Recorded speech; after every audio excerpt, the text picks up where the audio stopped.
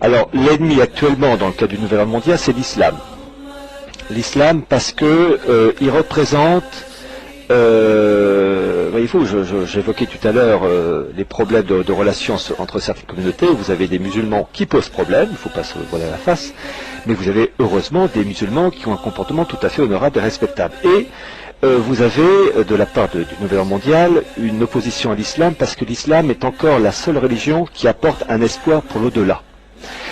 La différence entre un Européen, un Américain et un musulman, c'est que l'Européen ou l'Américain, ils ont peur de la mort. Le musulman, lui, n'a pas peur parce que la vie sur terre n'est qu'un passage et qu'il aura, le repos de l'âme dans l'au-delà.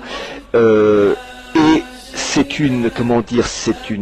pour l'esprit mondialiste, c'est une concurrence qu'il ne peut pas accepter, car le musulman va pas, ou en tout cas beaucoup moins, se focaliser sur les plaisirs matériels, sur la société de consommation. Et donc il faut à tout prix détruire cet islam qui ne porte pas au nu l'American Way of Life. Je dois dire, attention, que ce principe-là existait chez les catholiques pendant des générations, mais depuis Vatican II, les catholiques ne sont plus catholiques. C'est complètement paganisé maintenant, ou déchristianisé. Bon, donc l'islam représente encore le dernier. Je ne suis pas musulman, je suis catholique, mais je reconnais que l'islam est le dernier carré à vraiment s'opposer à un esprit matérialiste, mercantile, car pour la religion islamique, et non pas islamiste, islamique, il y a l'espoir de l'au-delà. La vie sur terre n'est qu'un passage. Le catholicisme défendait les mêmes principes avant, mais l'Église, non pas l'Église, mais les hommes d'Église ont failli. Bon, donc pour le moment, oui, l'islam représente une menace. Il y a un concurrent, il y a un adversaire utile pour le Nouvel Ordre mondial et les gnomes de Wall Street et de la City.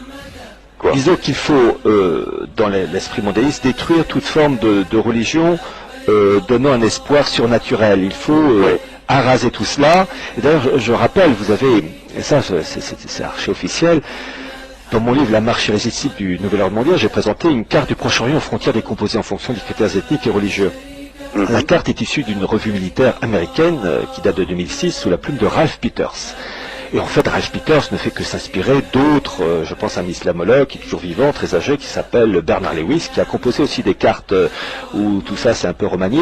Et dans son article, donc dans cette revue de mai-juin 2006, article intitulé Frontières de sang, il dit à un moment donné qu'il faut mettre en place, et je cite son expression, un Vatican de l'islam. Parce que il dit, en gros, je résume sa pensée, il dit que l'islam est incompatible avec l'esprit actuel et donc il faut changer cet islam. Et on peut le faire qu'avec un sort de Vatican, un clergé qui, ayant l'esprit remanié, un Vatican II musulman, et bien ayant l'esprit remanié, on pourrait donc influencer l'islam pour le rendre adaptable à l'esprit du mondialisme. Et c'est vraiment écrit en toutes lettres. Et donc, ça a moins l'avantage, c'est qu'on sait à quelle sauce on va de manger. Alors, ils ont réussi avec le catholicisme, puisque je rappelle, Vatican II, c'est en fait la bascule. Avant Vatican II, l'Église catholique disait, c'est au monde de s'adapter aux principes catholiques. Après Vatican II, c'est l'Église qui doit s'adapter au Nouvel Ordre mondial. C'est la fameuse encyclique Pacem in Terris de Jean XXIII, jusqu'à aujourd'hui Benoît XVI.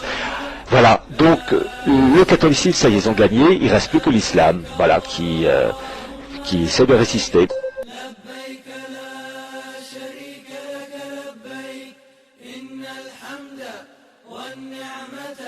لك والملك لا شريك لك